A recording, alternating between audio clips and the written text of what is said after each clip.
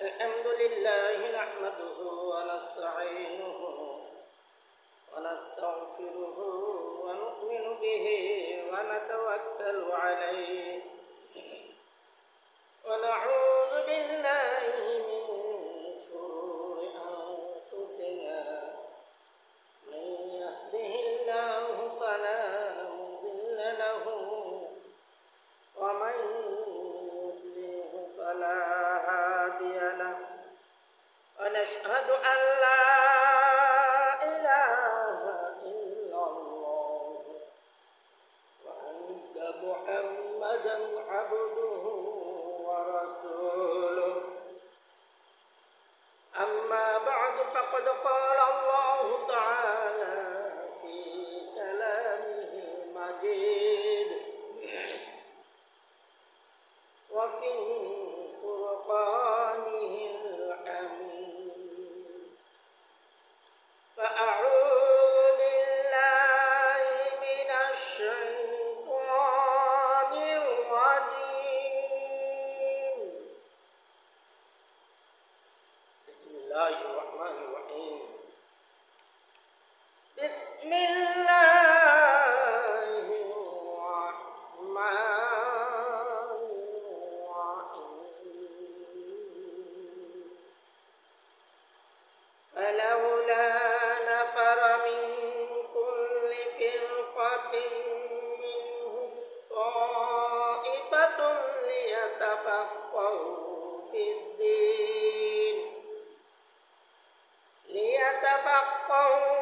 الدين ولينذر قومهم إذا رجعوا إليهم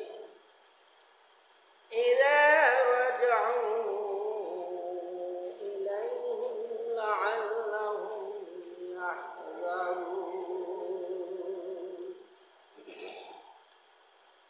بسم الله الرحمن الرحيم ما كان محمد أبا أحد من رجالكم ولكن رسول الله وخاتم النبي وكان الله بكل شيء عليما إن الله وملائكته يصلون على النبي يا أيها الذين آمنوا صلوا عليه وسلموا تسليما اللهم صل على سيدنا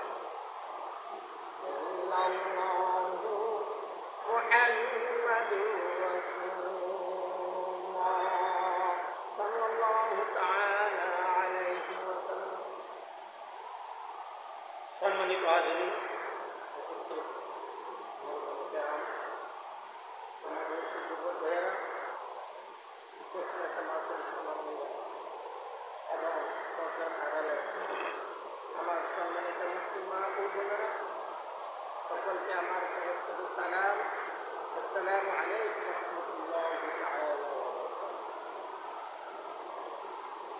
সম্মানিত হাজিরিন, আমরা আজকে মহান আল্লাহ পাকের দরবারে অসংখ্য অগণিত শুকরিয়া জ্ঞাপন করছি যে আজকে 1447 হিজরি রবিউল সানি মাসের 3য় জুম্মার আমরা সকলে সমস্ত বাধাকে পিছনে ফেলে, সমস্ত কাজকর্মকে পিছনে ফেলে, সমস্ত ব্যস্ততা থেকে ফারেক হয়ে মুক্ত হয়ে আজকে দোয়া কবুল হবে দিনে, সপ্তাহের শ্রেষ্ঠতর দিনে, গুনাহ মাফের দিনে, গরিবের অর্জের দিনে, মকবুলিয়াতের দিনে আমরা সকলে মেশিনে নাই যে আওয়াজ হতেছে না মাইকে থাকে কে এখন থেকে আরাম চলছে আগুন দিতেছে এটা থাক, এটা থাইনি, এটা থাক, এটা থাক।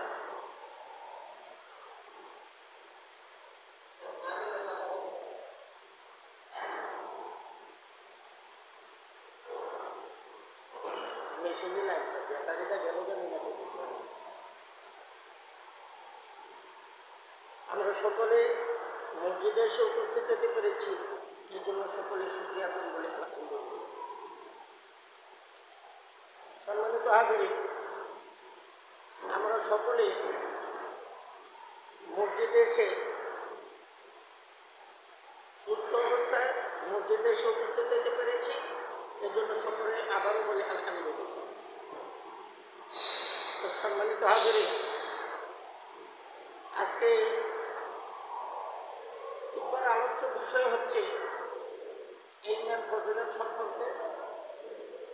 আমার কথা ছিল গত জুম্মায় পাক পাকিজা সম্পর্কে সামান্য একটু আলোচনা করেছিলাম। এর পরবর্তী অংশ আজকে আলোচনা করার কথা ছিল। তো আজকে পাক পাকিজার বাকি অংশটুকু আলোচনা করার জন্য চেষ্টা করবো ইনশাআল্লাহ। সেই জন্য মহান আল্লাহ রব্বুল ইজ্জত আমাকে নেক হায়াতে তয়্যিবা দান করুন, এই জন্য সকলে বলি আমিন। সম্মানিত হাজিরিন, পাক পাকিজা অর্থাৎ পাক পবিত্রতা, পাক পবিত্রতা সম্পর্কে আলোচনা ছিল। গত জুম্মায় বলেছি পবিত্র হইতে এখন পবিত্র অর্জন করতে হবে। পবিত্রতা কিভাবে নষ্ট হয়, দলিলটা নষ্ট হয়, এটাও আমাদেরকে জানতে হয়, জানার বিষয়। আজকে আমরা জানি পাক পবিত্রতার একটা শাখা হচ্ছে গোসল। পাক পবিত্রতার একটা শাখা হচ্ছে গোসল। আমরা জানি গোসলের মাধ্যমেও পাক পবিত্রতা অর্জন করা হয়। আর বিশেষ করে যাদের উপর গোসল ফরজ, তাদের তো গোসল ছাড়া চলবেই না। গোসল ফরজ হইলে গোসলের ফরজ হচ্ছে 3টি। গোসলের ফরজ হচ্ছে 3টি। 1 নম্বর ফরজ হচ্ছে গড়গড়ার সহিত কুলি করা, অর্থাৎ গড়গড়া সহ কুলি করা। গড়গড়া সহ কুলি করতে হবে, তবে রোজা রাখা অবস্থায় গড়গড়া করা যাবে না। যেহেতু পাকস্থলীতে পানি পৌঁছার সম্ভাবনা আছে, গড়গড়া করতে গেলে মুখের ভিতরে পানি চলে যাওয়ার সম্ভাবনা আছে। পানি চলে গেলে পাকস্থলীতে সেই পানিটা পৌঁছবে, তার সম্ভাবনা আছে। এই জন্য রমজান ছাড়াও অনেকে নফল রোজা রাখেন, রোজা রাখা অবস্থায় গড়গড়া করা যাবে। রোজা রাখলে গোসল যদিও আগে ফরজ হয়, সেহরি খাওয়ার আগে গোসল ফরজ হয়েছে, কিন্তু আগে গোসল করতে পারি নাই আমি সেহরি খাওয়ার জন্য, বা গোসল ছাড়া আপনি সেহরি খেতে পারেন, অসুবিধা নেই। তবে ফজরের ফরজ আদায় করতে ফজরের নামাজ আদায় করতে আপনাকে অবশ্যই গোসল করতে হবে।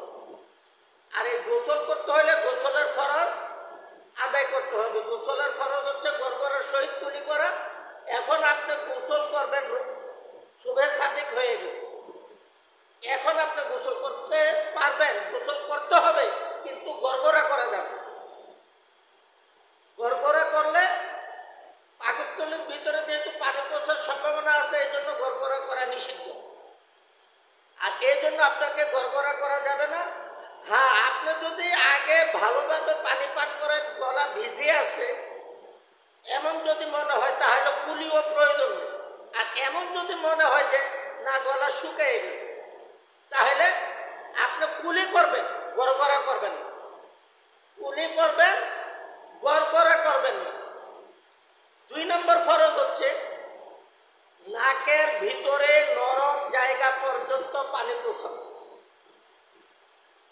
নাকের ভিতরে নাকের মাধ্যমে ডান হাতের তালুতে পানি নিয়ে নাকের বাঁশি দ্বারা সেই পানিটাকে টান দিবে উপরের দিকে। উপরের দিকে পানিটাকে টান দিবে। টান দিলে পানিটা যেটুক যায়, এরপরে বাম হাতের বৃদ্ধাঙ্গুল এবং কনিষ্ঠ আঙ্গুল দ্বারা নাকের ভিতরে আঙ্গুল যতদূর পর্যন্ত যায় ততদূর পর্যন্ত পানি পৌঁছে দিতে হবে। কিন্তু রোজা রাখা অবস্থায় আপনি ওযু করেন আর ফরজ গোসল করেন, যাই করেন, এত ভিতরে পানি পৌঁছানো যাবে না। এই সময় আপনাকে কি করতে হবে? নাকের আগে সামান্য পানি লাগিয়ে বাম হাতের বৃদ্ধাঙ্গুল এবং কনিষ্ঠ আঙ্গুল সামান্য ভিতরে শুধু মলিয়ে দিবেন। পানি বেশি ভিতরে নেওয়া যাবে না। 3য় ফরজ হচ্ছে সমস্ত শরীর ধৌত করা। 3য় ফরজ হচ্ছে সমস্ত শরীর ধৌত করা। এখন সমস্ত শরীর ধৌত করতে গিয়ে আপনার যা করা প্রয়োজন, শরীরের একটা পশমের গোড়াও যেন শুকনা না থাকে, এমনভাবে সমস্ত শরীর ধৌত করতে হবে। মেয়েদের বেলায়, মেয়েদের যেহেতু চুল বড়, তাদের বেলায় একটু ভিন্নতা আছে। একটু ভিন্নতা কি? তারা যদি পাক পবিত্র অবস্থায় মাথার চেলি বা বেনি, যেটি বলে এক এক জায়গায় এক এক রকম বলে, চেলি বা বেনি পাকাইয়া রাখে পাক পবিত্র অবস্থায়, পরবর্তীতে নাপাক হয়, এই অবস্থায় তাদের এটা খোলার প্রয়োজন নেই। এটা খুললেই এটা সহ খোলা রেখে গোসল করতে হবে, মাথার চুল ভিজাইতে হবে। আর যদি গোসলের আগে পর্যন্ত এটা না খুলে তাহলে এটা বাঁধা অবস্থায় তারা গোসল আদায় করে নেবে। চুলের গোড়ায় পানি পৌঁছাইলে চলবে, চুল ভিজা এত ভিজার প্রয়োজন নেই, যেহেতু এটা বেনি পাকানো আছে বা খোফা বাঁধা আছে। খোফা যদি বাঁধা থাকে, অনেকে যুক্তি বলে, অনেকে খোফা বলে, খোফা যদি বাঁধা থাকে এই অবস্থাও গোসল করার আগে, ফরজ গোসল করার আগে যদি সে খোফাটা খুলে ফেলে তাহলে খোফা খুলেই গোসল আদায় করতে হবে। পরবর্তীতে খোফা বাঁধলেও কাজ হবে না, খোফা খুলে সমস্ত চুল ভিজিয়ে গোসল করতে হবে। আর যদি খোফা না খুলে তাহলে খোফা না খোলা অবস্থায় তাকে গোসল আদায় করতে হবে। মহিলাদের বেলায় এই একটু ভিন্নতা আছে। আর আমরা যদি গোসলের ফরজ 3টা, আমরা মসজিদের ভিতরে যারা জুতা রাখি, 2টা জুতার তলা একসাথে মিলাইয়া আমরা রাখি। 2টা জুতার তলা একসাথে মিলাইয়া রাখি। আর যদি গোসলের ফরজ 3টা আমরা সঠিকভাবে আদায় না করি, সারাদিন যদি আমি পুষ্কুনিতে ফইরা ডুবাইতে আমার জ্বর উঠছে, সর্দি হয়েছে, কাশ হয়েছে, সারাদিন ডুব দিলাম, 1000 ডুব দিলাম, কাজ হবে না। আমার ফরজ যেহেতু, গোসলের ফরজ যেহেতু আদায় হয় নাই, এই জন্য আমার ফরজ গোসল আদায় হয় না। গোসলের ফরজ 3টা তিনটা ফরজ আমাকে আদায় করতে হবে। এই তিনটা ফরজ আমাকে আদায় করতে হবে। এই তিনটা ফরজ আদায় না করলে সারাদিন ফুসকুনিতে ফেরে ডুবাইলেও আপনার কাজ হবে না। অপরে টাঙ্কি ৫,০০০ লিটার টাঙ্কি পানি আপনার শরীরে ঢালছে, কাজ হবে না, আপনার শরীর পবিত্র হবে না। যেহেতু আপনি গোসলের ফরজ আদায় করেন। গোসলের ফরজ, গোসল কি কারণে নষ্ট হয়, কি কারণে ফরজ হয়, এটা মোটামুটি আলহামদুলিল্লাহ আমরা অনেকেই জানি। অনেকেই আমরা জানি ওযু ভঙ্গের কারণ। ওযু ভাঙলে গোসল ভাঙে না, কিন্তু গোসল যদি নষ্ট হয়ে যায়, গোসল যদি ভেঙে যায়, মানে আমার শরীর যদি অপবিত্র হয়ে যায়, তাহলে আমাকে গোসলে করতে হবে, আমার আর ওযু থাকে না। আর ওযু গোসল করলে, গোসলের আগে ওযু করা এটা গোসলের একটা সুন্নাত। গোসলের আগে ওযু করা এটা গোসলের একটা সুন্নাত। আর গোসল শেষ করে 2 পা ভালোভাবে মলিয়ে আবার পুনরায় ধৌত করা এটা গোসলের একটা সুন্নাত। অর্থাৎ ওযু সহ আপনি গোসল করলেন, আর ওযু ছাড়াও যদি গোসল করেন আপনার গোসল কিন্তু হয়ে যাবে, ওযুও হয়ে যাবে, নতুন করে আপনাকে আর ওযু করার প্রয়োজন নেই। রাস্তা দিয়ে হেঁটে যাওয়ার সময়, রাস্তা দিয়ে হেঁটে যাওয়ার সময় আমি একটা গর্তের মধ্যে পড়ে গেলাম। গর্তের পানিটা আমার কাছে পবিত্র মনে হচ্ছে। একটু খেয়াল করি, বারান্দায় যারা আছি তারা ভিতরে চলে আসে। গর্তের পানিটা আমার কাছে পরিষ্কার মনে হচ্ছে, পবিত্র মনে হচ্ছে। গর্তের পানিটা যদি আমার কাছে পবিত্র মনে হয় আর আমি যদি গর্তে পড়ে যাই, ইচ্ছায় পড়ি আর অনিচ্ছায় পড়ি, ওযু করতে যেই যেই জায়গাগুলা ধৌত করা ফরজ, ওই অঙ্গগুলো যদি ধৌত হয়ে যায়, ওই অঙ্গগুলো যদি ভিজে যায়, তাহলে আমার আর ওযু করার প্রয়োজন নেই। গর্তে পড়ে পানিতে চুবা খাইয়া আমার ওযু হয়ে গেছে, পানিতে চুবা খাইয়া আমার ওযু হয়ে গেছে। কিন্তু গোসলের ফরজ, গোসলের ফরজ গড় করা শর্ত, গোসলের ফরজ নাকের নরম জায়গা পর্যন্ত পানি পৌঁছানো শর্ত। আর যদি রোজা রাখা অবস্থা আমি গর্তে পড়া যাই, তাহলে যদি কুলি করা আমার জন্য জরুরত নয়। হ্যাঁ, আর নাকের ভিতরে পানি পৌঁছানো জরুরত নয়। রোজা রাখা অবস্থায় গর্তের মধ্যে পড়লে আমার পুরো শরীর ভিজে গেলে আমার গোসলও হয়ে যাবে রোজা রাখা অবস্থায়। রোজা সারা হইলে আপনি এখান থেকে চুবা খাইয়া উঠলাম, চুবা খাইয়া উঠা আমি গড়গড়া কইরা নিলে আর নাকের নরম জায়গা পর্যন্ত পানি পৌঁছাই নিলে আমার গোসল হয়ে যাবে, ফরজ গোসল হয়ে যাবে। আমাকে পুনরায় আবার পুষ্কুনিতে নামতে হবে না, আমার প্রয়োজন নেই। এখন আমরা অনেকে কাজ করি, বাড়ির কাজ করি, রঙের কাজ করি।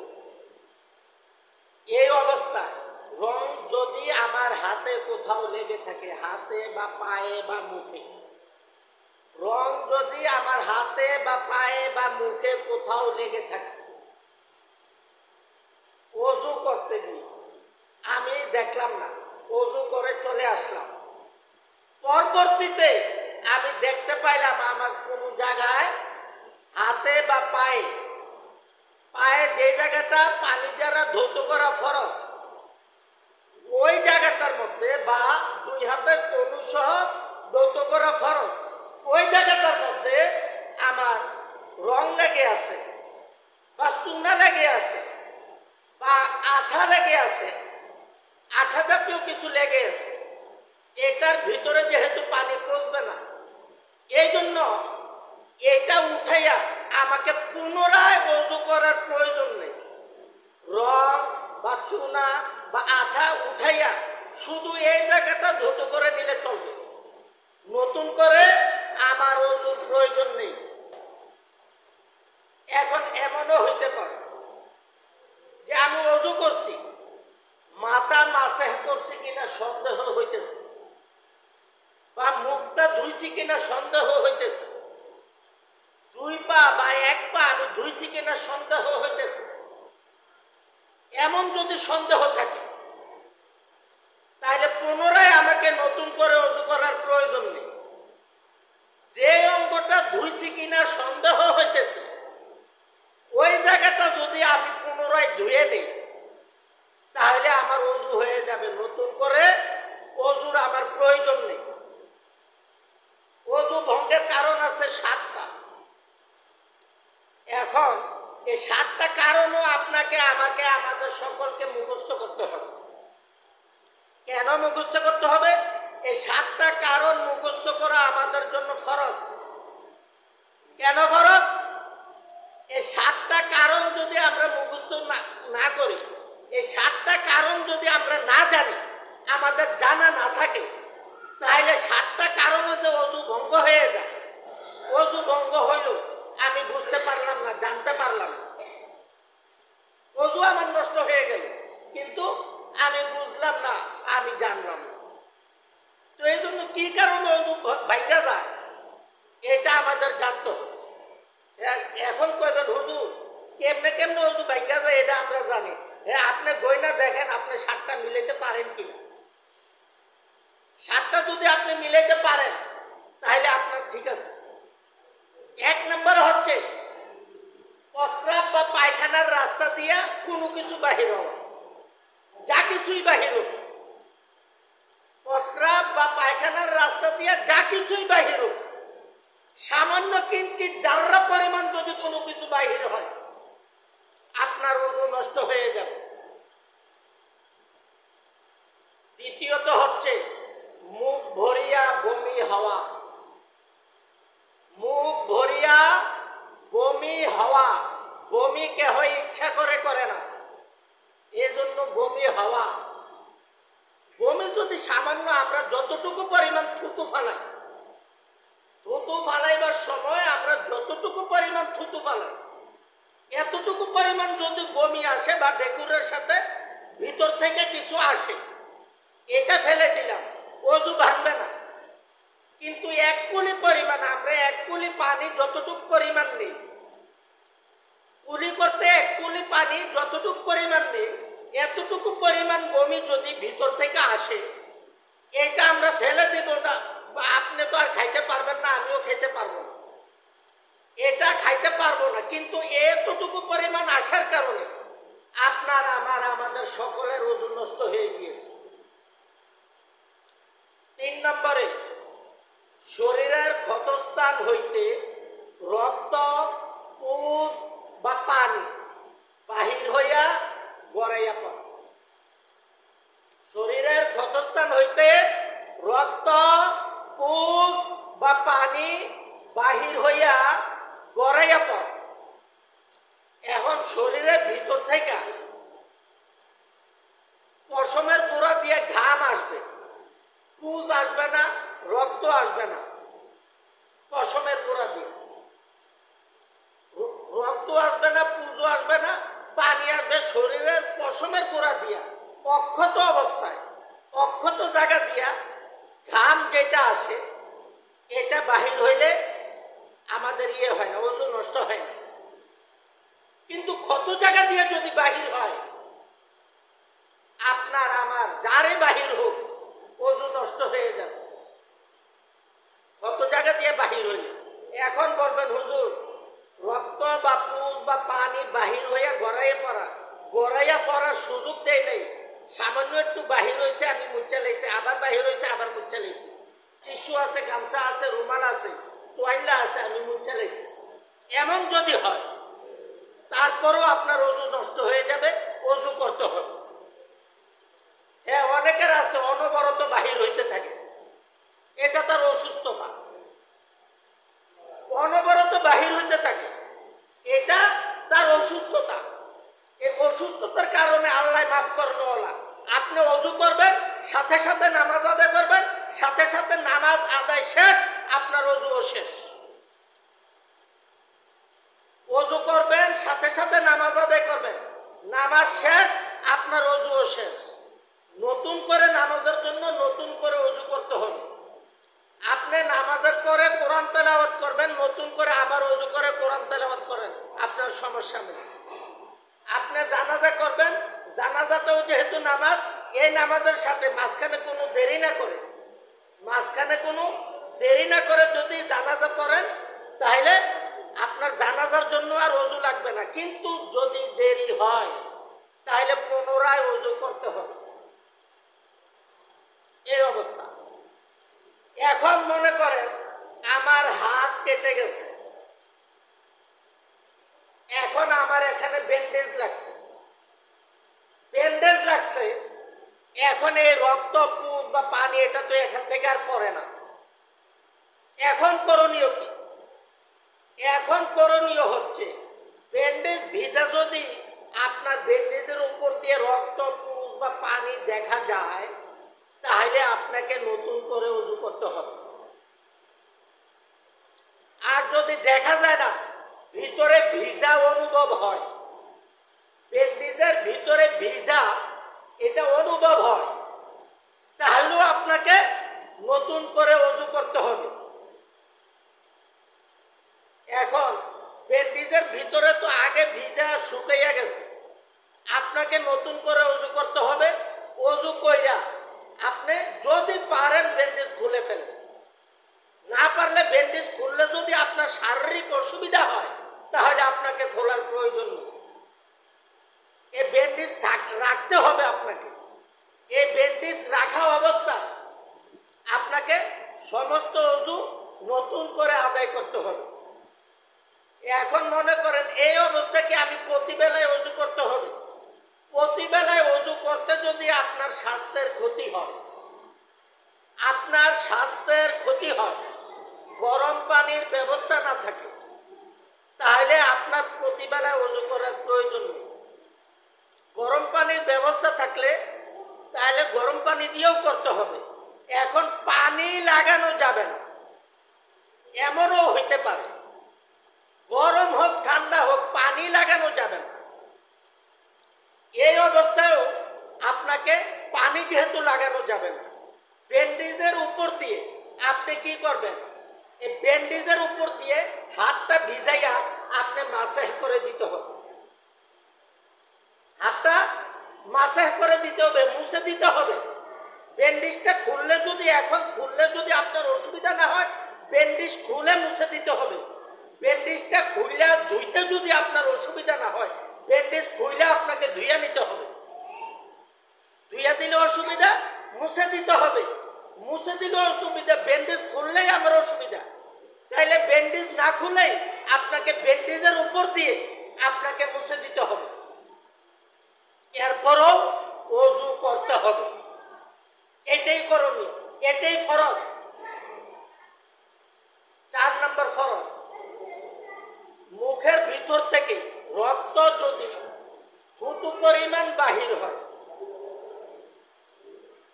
থুতুর সঙ্গে রক্তের ভাগ, থুতুটা আমরা যে পরিমাণ ফালাই, এই পরিমাণ যদি রক্ত বাহির হয়, তাহলে ওযু নষ্ট হয়ে যাবে। আর যদি এর চাইতে কম হয়, আমরা যে পরিমাণ থুতু ফালাই, রক্ত যদি মুখের ভিতর থেকে বাহির হয়েছে কিন্তু থুতু পরিমাণও না, এর চাইতে কম, 1 ফোঁটা 2 ফোঁটা 4 ফোঁটা বাহির হয়েছে, এমন যদি হয়, তাহলে আপনার ওযু যাবে না, ওযু নষ্ট হবে না। আপনাকে নতুন করে ওযু করার প্রয়োজন নেই। 5 নম্বর, চিত কি কাঁধ কিংবা কোনো কিছুতে ঠেস লাগাইয়া নিদ্রা যাওয়া। আপনি চিত হইয়া বা কাঁধ হইয়া বা হেলান দিয়া ঘুমাইতেছেন, ঘুমাইতেছেন না, আপনি জুড়াইতেছেন। এই সময় জুড়াইলেও, এই অবস্থায় জুড়াইলেও আপনার ওযু নেই। আপনি চিত হইয়া বা কাঁধ হইয়া বা কোনো কিছুতে ঠেস দিয়া জুড়াইতেছেন না, আপনি এমনি স্বাভাবিকভাবে আছেন, স্বাভাবিকভাবে জুড়াইতেছেন, এই অবস্থায় আপনার ওযু যাবে না। আপনি জুড়াইতে পইরা গেছেন, পইরা গিয়া সাথে সাথে উঠে গেছেন, পড়ে যাওয়াতে আপনার মনে হয়েছে যে আপনি জুড়াইয়ে পড়ে গেছেন, সাথে সাথে উঠে গেছেন, তাইলে এই অবস্থায় আপনার ওযু যাবে না। আর অনেকে দেখা যায় বিশেষ করে রমজান মাসে জুড়াইতে জুড়াইতে ফইরা যায়, ফইরা গিয়েও খবর নাই, ফইরা গিয়েও পড়া অবস্থায় থাকে, ওই ব্যক্তির কিন্তু ওযু থাকবে না। ফইরা গিয়েও যদি খবর না থাকে, হোশ না থাকে, তার ওযু থাকবে না। এই অবস্থায় অনেকে মনে করেন যে আপনি সেজদায় গেছেন, সেজদায় গেছেন, সেজদায় গিয়া আপনি ঘুমাইতেছেন, আপনার হুঁশ নাই।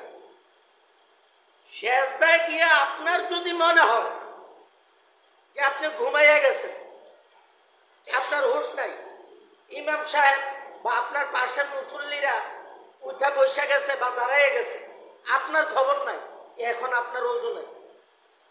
ইমাম সাহেব আল্লাহু আকবার বলছে বা পাশের ব্যক্তির কোনো আওয়াজে, বাহিরের কোনো আওয়াজে আপনার যদি চেতনা ফিরে আসে, তাহলেও আপনাকে মনে করতে হবে যে আপনার ওযু নাই। আর যদি এমনি স্বাভাবিকভাবে ফিরে আসে, তাহলে হ্যাঁ, আপনার ওযু করার প্রয়োজন নাই। কোনো কিছুতে ঠেস লাগাইয়া নিদ্রা যাওয়া, বিশেষ করে মসজিদে এসে আমরা অনেকে ঘুমাই। মসজিদ আসলে আরামের জায়গা নয়। হ্যাঁ, আগে অনেক দূরে দূরে মসজিদ ছিল, অনেক দূরে দূরে মসজিদ থাকার কারণে মসজিদে সামান্য একটু বিশ্রাম নিয়ে 2 রাকাত তাহিয়াতুল ওযু আদায় করতে বলা হয়েছে। আবার কোনো কোনো জায়গায় বলা হয়েছে বিশ্রাম না নিয়ে 2 রাকাত তাহিয়াতুল দুখুলুল মসজিদ, 2 রাকাত দুখুলুল মসজিদ আদায় করা। এই অবস্থা এখন মসজিদ যেহেতু কাছে, এখন বিশেষ করে আমাদের বাংলাদেশে মসজিদ খুব ঘন ঘন, মসজিদ খুবই ঘন ঘন। এই অবস্থায় আমরা মসজিদে আসলে জিরাইবার প্রয়োজন নেই। হ্যাঁ, বিশেষ করে অনেকে অসুস্থ আছে, অনেকে বয়স্ক আছে, তারা একটু ঠেস লাগাইয়ে বসতে পারলে তাদের একটু আরাম লাগে। তাদের যদি এইভাবে আরাম লাগে, তারা এইভাবেই বসবে, এটাই স্বাভাবিক। বসায় যেন আপনার কষ্ট না হয়। যেভাবে মসজিদে বসাটা আপনার আরাম হয়, আপনাকে ওইভাবে বসতে হবে। হ্যাঁ, তবে মসজিদের আদব আছে, আদব রক্ষা করে বসতে হবে। মসজিদেরও আদব আছে। সামনের দিকে 2 পা মেলে আমি বসবো,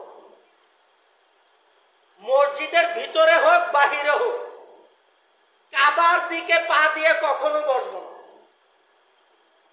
মসজিদের ভিতরে হোক বাহিরে হোক, অসুবিধা নাই, যে কোনো জায়গায় কাবার দিকে পা দিয়ে আমি কখনো বসবো না। এটা কাবার সামনে বেয়াদবি, কাবার সাথে বেয়াদবি। আর মসজিদে আইসা আপনি মনে করেন যে আমি সামনেটা আমার পূর্ব দিকে বা দক্ষিণ দিকে, এভাবে বসবো না। হ্যাঁ, আপনি এখন পাগুলা মেললে একটু আরাম লাগে, পাগুলা মেললে একটু লাড়াছাড়া দিয়ে আপনি আবার অন্য পজিশনে বসে যান। মেলা 10 সেকেন্ড, 20 সেকেন্ড বা আধা মিনিট, 1 মিনিট সময় আপনি মেলতে পারেন। মেলা অনেকে অসুস্থ অবস্থায় আছে, বয়স্ক আছে, পাগুলা খুলে দিয়া একটু লাড়াছাড়া দিয়া তারা পুনরায় অন্যভাবে বসে, এইভাবে না। এই লাড়াছাড়া দেওয়ার নিয়ম আছে, লাড়াছাড়া দেব, তবে এইভাবে যেন স্থায়ীভাবে না বসে, পাগুলা সামনের দিকে দিয়া স্থায়ীভাবে যেন না বসে। পাগল, মাতাল, অচেতন হওয়া, সময় যেহেতু ওভার হয়ে গেছে, শর্টকাটে শেষ করে দিই। পাগল, মাতাল, অচেতন হওয়া, এটা 6 নম্বর কারণ। পাগল কি? এখন প্রশ্ন করলে অনেকেই বলতে পারবে না। পাগল হচ্ছে ওই ব্যক্তি, যেমন আমি অযথা আমার সামনের ব্যক্তিটাকে ঘুষি দিয়ে লাইলাম, অযথা, কোনো কারণ ছাড়া, কোনো কারণ নাই, এ দিয়ে করবো হুজুরের মনে পাগল হয়ে গেছে। কেন? আমি যে কাজটা করছি এই কাজটা ভালো হয় নাই। ভালো এবং মন্দ, ভালো এবং মন্দ এই দুইটাকে যে ব্যক্তি আলাদা করতে পারবে না, সেই পাগল। ভালো এবং খারাপ এই দুইটাকে যে ব্যক্তি আলাদা করতে পারবে না সেই পাগল, অর্থাৎ যার হিতাহিত জ্ঞান নাই, ভালো মন্দ বুঝে না, সেই পাগল। মাতাল, নেশাখোর, নেশা করে অনেকে মাতাল হয়ে যায়। মাতালরা সাধারণত, বিশেষ করে যারা নেশা করে, তারা সাধারণত মসজিদে আসে না। তারা মসজিদে খুব কচিত, খুব কম সময়ে আসে। পাগল, মাতাল, নেশাখোর যারা, নেশা করলে তারা মাতাল হয়ে যায়। নেশা করলে আপনার ওযু নষ্ট হয়ে যায়, মুখের দুর্গন্ধ দূর করে আপনাকে পুনরায় ওযু করতে হবে। অচেতন হওয়া, অচেতন মানে বেহুশ হওয়া। বেহুশ হওয়ার মধ্যে, অর্থাৎ যার হুঁশ নাই, বেহুশ হওয়ার মধ্যে আপনার যদি 5 ওয়াক্ত বা তার চাইতে কম সময় নামাজ, 5 ওয়াক্ত বা তার চাইতে কম নামাজ আপনার কাজা হয়ে যায়, নষ্ট হয়ে যায়, আপনার হুঁশ নাই, হুঁশ ফিরে আসে নাই, এই 5 ওয়াক্ত বা তার চাইতে কম নামাজগুলো, সবগুলো নামাজ আপনাকে আদায় করতে হবে, কাজা আদায় করতে হবে।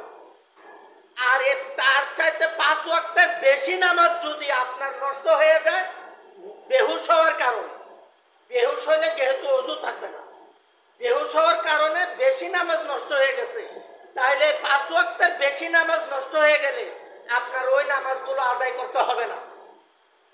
যে সময় আপনার হুঁশ হয়েছে, এই সময় যে ওয়াক্ত নামাজ, নামাজের সময় ওই ওয়াক্তের নামাজ আপনাকে আদায় করতে হবে। নাম্বার 7, নামাজে উচ্চ স্বরে হাসা।